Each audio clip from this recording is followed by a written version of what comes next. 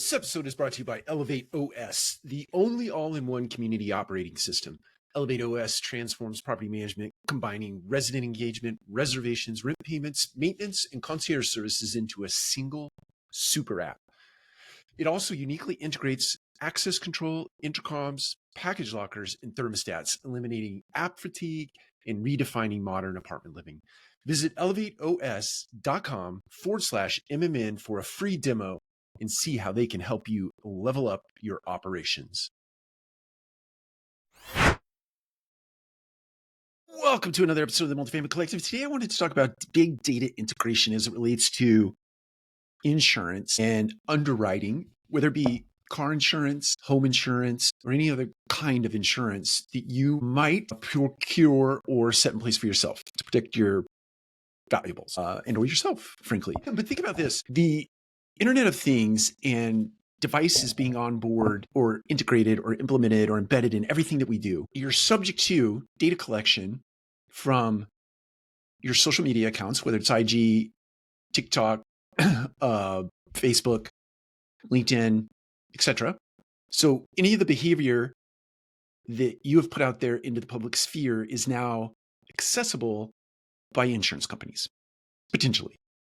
If it isn't, some way, somehow, that information will be pulled in to make decisions about you, used to inform decisions about you as it relates to your risk as an individual. So think about your car as well, especially if you have an electric vehicle. Any vehicle these days, whether it's gas or electric, it has sensors everywhere, right? It's onboard computers, and it has for a very long bit of time. But all those onboard computers are collecting data, and that data can now be fed back to an insurance company and or sold to an insurance company through a dealership, not a dealership, but a individual car brand or some other sort of intermediary. But that data, or public municipalities, right? That data can be collected and used as part of your underwriting criteria now. So your social behavior, the Internet of Things in your car, and then let's think about your house or your apartment. You have the Internet of Things and devices embedded into your apartment, right? Your Ring doorbell, your thermostat, et cetera, all these things are collecting data about you on an individual basis. And that data can potentially be accessed and used to, if you're not in an apartment, you're in a house that you own. And that data is being collected somewhere. And then that data can and will be used to inform decision makers in the insurance world on rates, right? And public records. So let's go back to the car for a second. If you speed all the time, the car is recording that.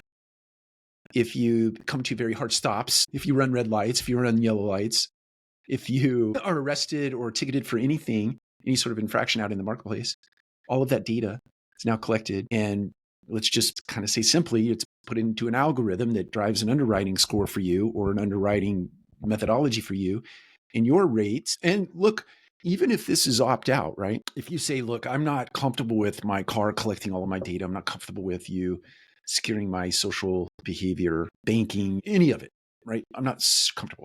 Okay, great. There's a rate for you too.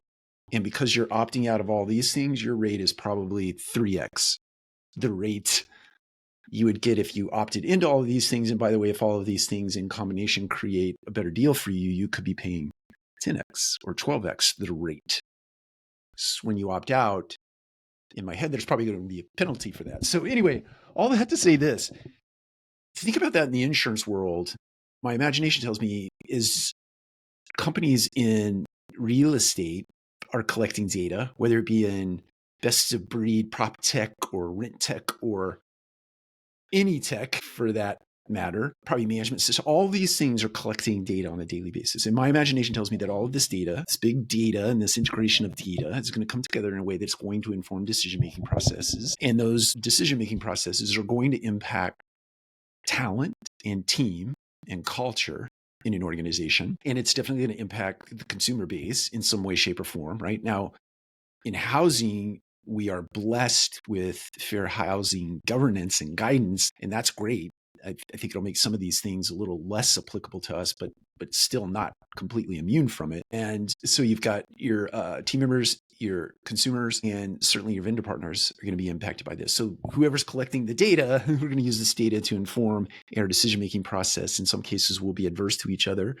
where we put into adverse circumstances where we're going to be at odds with one another and we're going to have to come up with good ways of getting deals done. If you're trying to secure goods, parts, or services, parts, pieces, or services, or if you are trying to collect talent, curate talent. It sounds really crass to say that you're collecting talent, but you kind of are. You're curating talent to be put into your organization.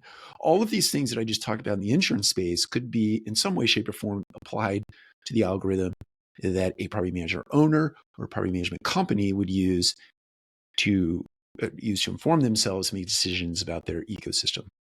And some of it might feel very invasive.